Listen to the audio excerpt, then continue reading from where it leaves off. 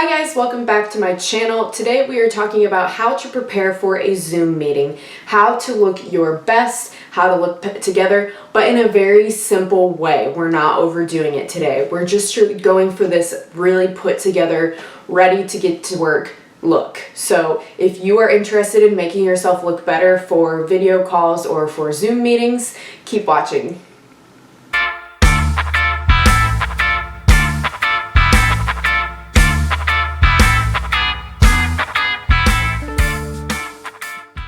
Alright, my Zoom meeting is in 40 minutes, so it will not take me quite that long to get ready to show you guys because we're not doing like a full glam, full beat deal. This isn't going to be exactly the same either. If you saw my girl on the go tutorial a couple months ago, this is also going to include some tips to look good online versus that was more of a like get out the door tutorial. So I am starting with primer, even though I don't necessarily always care while I'm at home if my makeup lasts all day. I do really still believe that primer gives you at least a nice barrier between your skin and all of the makeup you're going to put on it. So to try to protect my skin some because it has just been really breaking out for whatever reason lately. I use the Maybelline Master Prime Primer Base. This is the Blur and Pore Minimize one. They have several. Next, because I am going for kind of a lighter complexion as far as it's not going to be heavy, it's not going to be full coverage, I'm going for more of like a lighter or medium coverage, I am going to go ahead and color correct my redness since I do have several breakouts right now and scarring. So I'm just going to take that over top of any either acne scars or current breakouts. And if you want to cover redness, you should use the green color for color correcting. They sell them single like this, like a singular color. You can also get kits that have a bunch of different colors. For example, it might include more of like an orangey or a reddish color to cover dark circles or any darkness or hyperpigmentation that you may have. So today I'm going in with my Mary Kay medium coverage foundation. It comes in a box like this. I believe it's normally $15, but I always look at like local craft shows and things like that. A lot of times there are vendors that are trying to clear out old inventory, so I just go that route, and I think I paid $5 for this, so you can sometimes find a bargain even on makeup at your local craft shows. Normally, because I used a color corrector, I would go in with more of a sponge, but I do think a brush is a little faster than a sponge just because you have to wet it and it's the whole thing. So I am going to use a brush, but I'm going to be careful not to smear over any of the areas that I did color correcting. I'm just going to pat and dab in. If I smear, it's going to wipe away that color corrector, and that's, I mean, all of our work will be gone.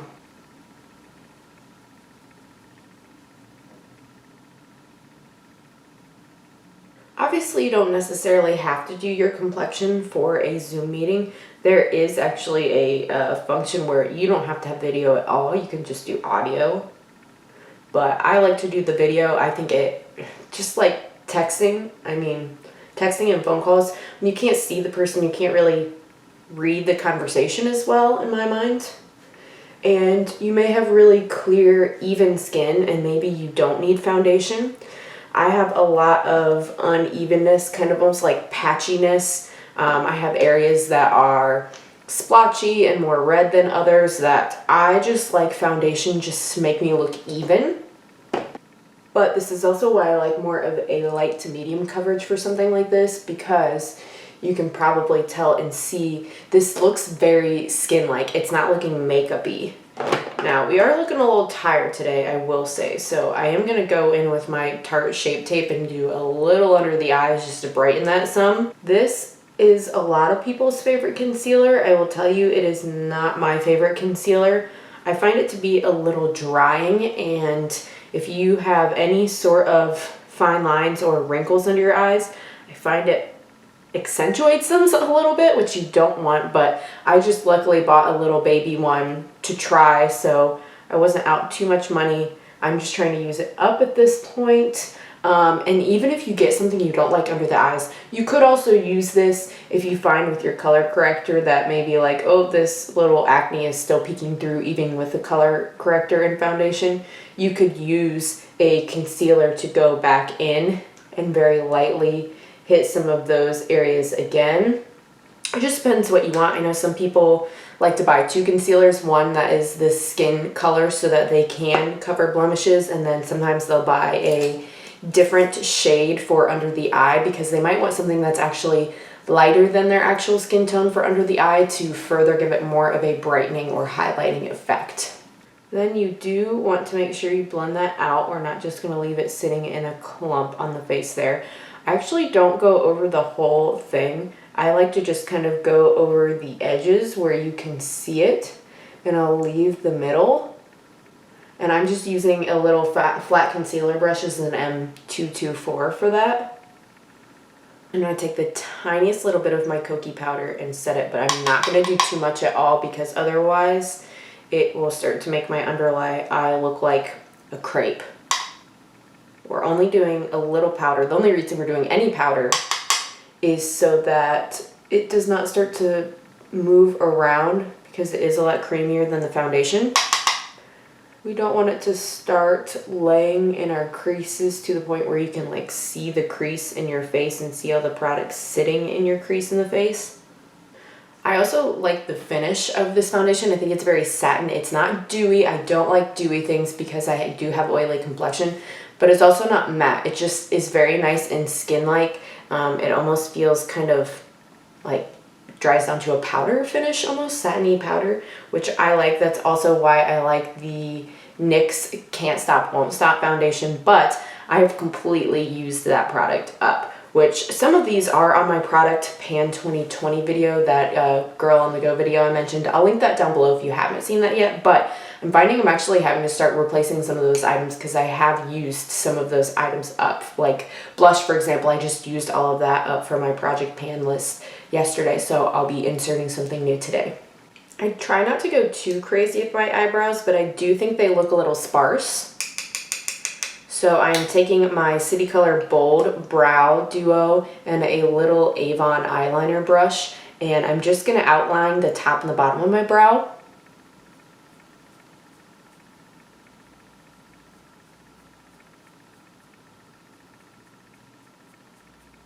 Then once I've done that, any remaining product I will go through the middle so that it doesn't look empty or sparse. And then I kind of have eyebrows where this part goes up and this part grows sideways. So I'll just take the tip of this, and from the powder I used to line the bottom, I'll just flick it upward into the front part of my brow to make it look a little more natural, like individual hairs. So you can see there's the brow that I did. There's the one I didn't do. Again, it's your choice how much or little you want to get ready. You don't have to do all of these steps. I just feel more put together when I do that. And to me, it's a pretty easy thing to do. You don't want to overcomplicate this because, at least for me, like, some of these calls are early, okay? Like, you're rolling out of bed and you're like, oh, in this quarantine haze, and you're like, oh, I actually have, like, an appointment and a specific time to do something. A schedule, if you will. Okay, I'm going to set the brows with a little gel. Again, totally preference. This is the Essence Gel Mascara. Some of these products, like this one and the Kokie powder, are not my favorite. I'm just using them to get it done. If you're interested in seeing why I don't like them, there's a link down below of some of my least favorite products.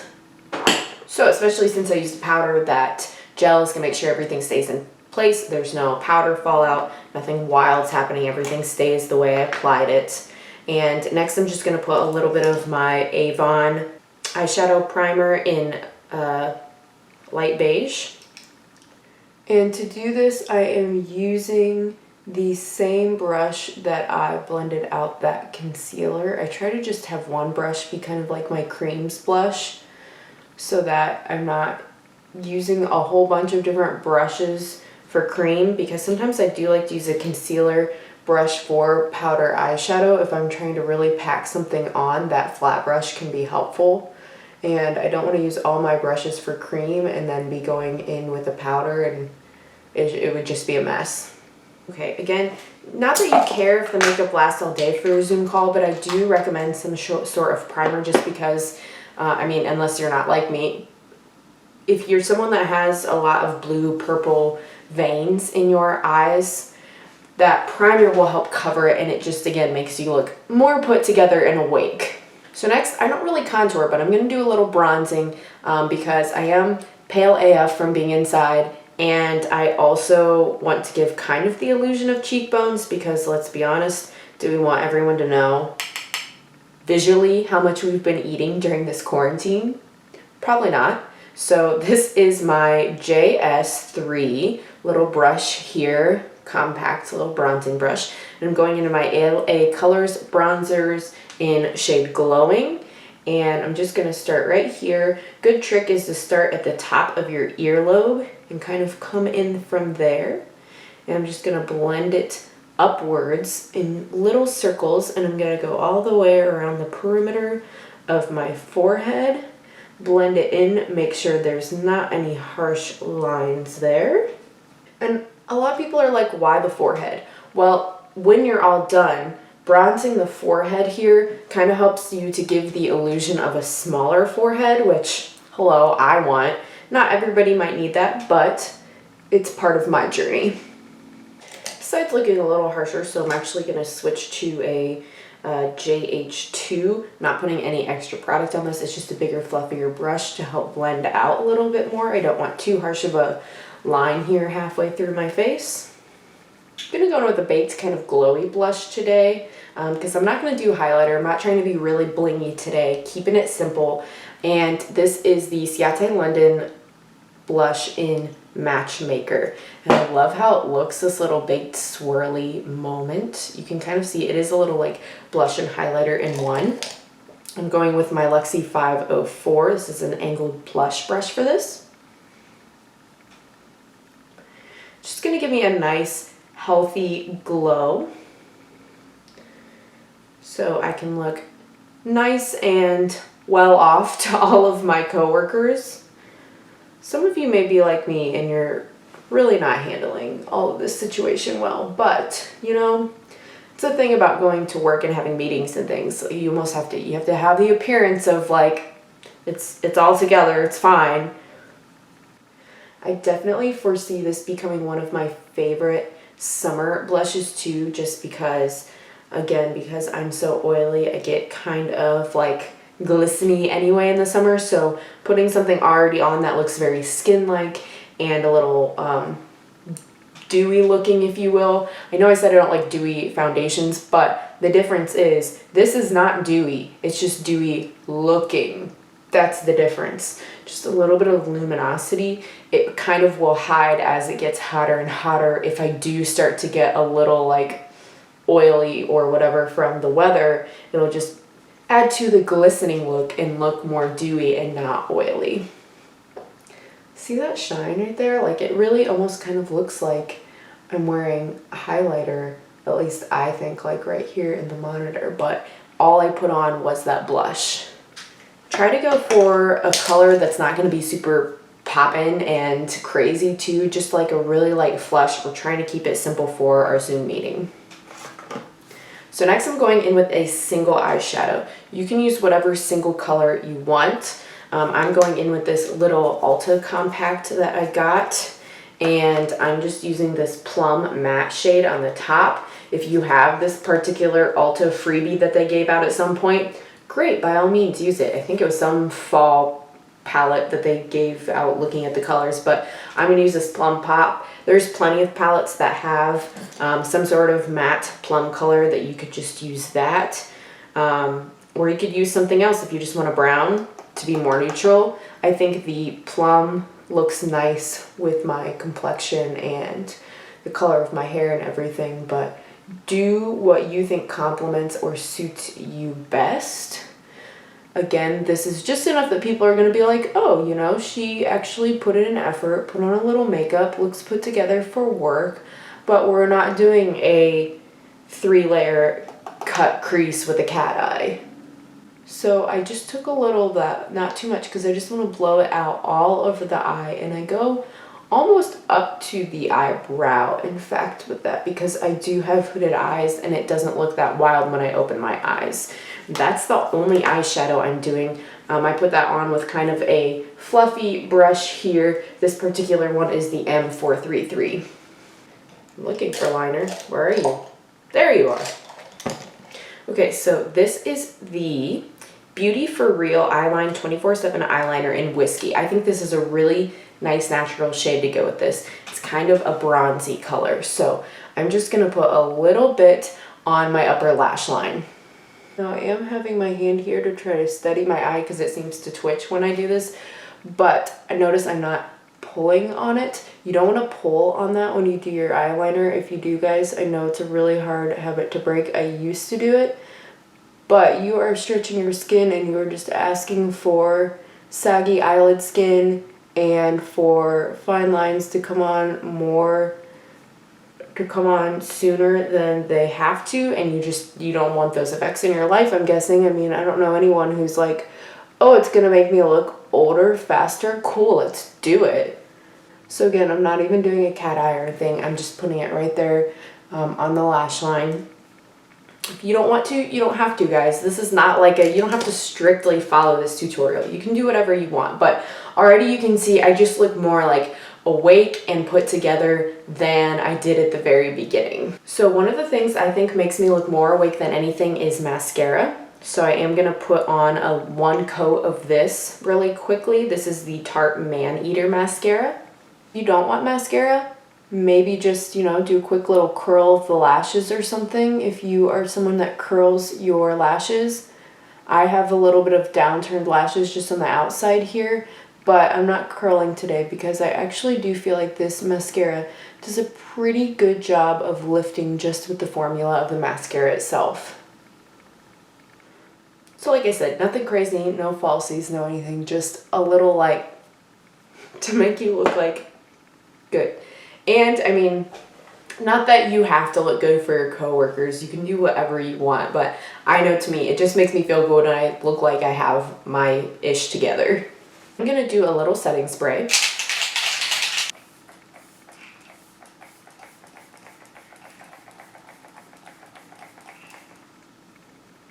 Again, like I keep saying, you could skip this if you want. I actually do want this to last the rest of the day though, once my meeting's over. This is the Too Faced Dew You Fresh Glow Setting Spray. I'm gonna go in with a lip, and I'm just doing something really simple. I've really been liking this lately. This is from Seraphine Botanicals, and it is a berry and juice vegan lip gel. It kind of feels like a lip oil to me, but it has shea butter, soybean and sunflower seed oils, blackberry, raspberry. It smells so good and it feels so comfortable and moisturizing. It comes like this. This was Ipsy, so this might not be a full size. I'm not sure. I got it before they started including the little insert that told you if it was full size or not. I think it does have a little bit of a tint to it, and it definitely has some sort of mica or something shimmery in it. I could just sit here and smell it. It smells so good. So it has a little bit of a tint to it, but it's nothing too crazy, and I think it complements the plum eyeshadow well. So a few other things to consider when you're getting ready for your Zoom meeting. Number one, consider the angle that you have your camera at. For example, you want something that is looking either straight at you or above from you.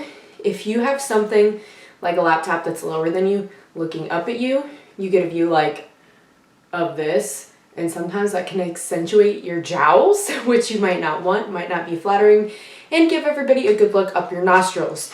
So be careful of your camera angle. Number two, make sure you dress for the occasion. My meeting's pretty casual, so I just have a sweater on, but if you want to pull a blazer on the top, pull PJs on the bottom, by all means, just make sure, again, your camera angle is okay for that.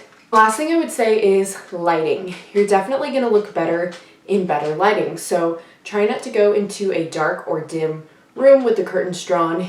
Either do natural lighting or add some lighting. You can buy an actual ring light, or what I like to do is use this little guy. You can get these online, they're really cheap. This was under $5.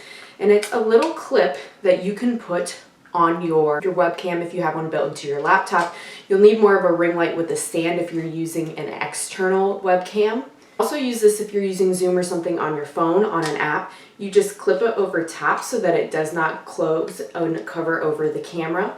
And then it's got a little button with multiple settings, but you can probably see, we'll see on my face on camera here. Here is just my face normally.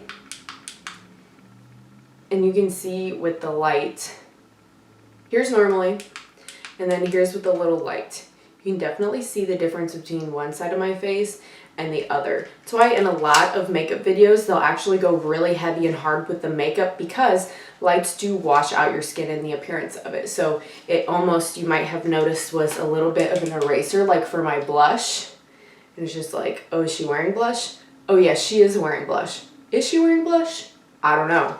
So be careful not to have it be too harsh of lighting either. Probably natural lighting is gonna be okay. That's typically what I film in, is natural lighting. So I hope this was helpful for you guys. Hope you guys are doing well with all of your meetings and endeavors and jobs. Or even if you are out of your job right now and you're just using Zoom to talk to family and friends, I think that's a really good way to stay connected and still see people as well. And it does feel good just to get up and get ready and be like, okay, I'm getting ready, I'm going to a thing, or I have even a social appointment online that I'm gonna get ready for. It can help you to feel good about yourself. If you like this video, make sure you give it a thumbs up. That helps YouTube to circulate the content and tells it it's a good video to suggest to other people. If you haven't already, please click the subscribe button. Would love to have you guys back for more content in the future. I upload every Wednesday and Sunday. Have a good one.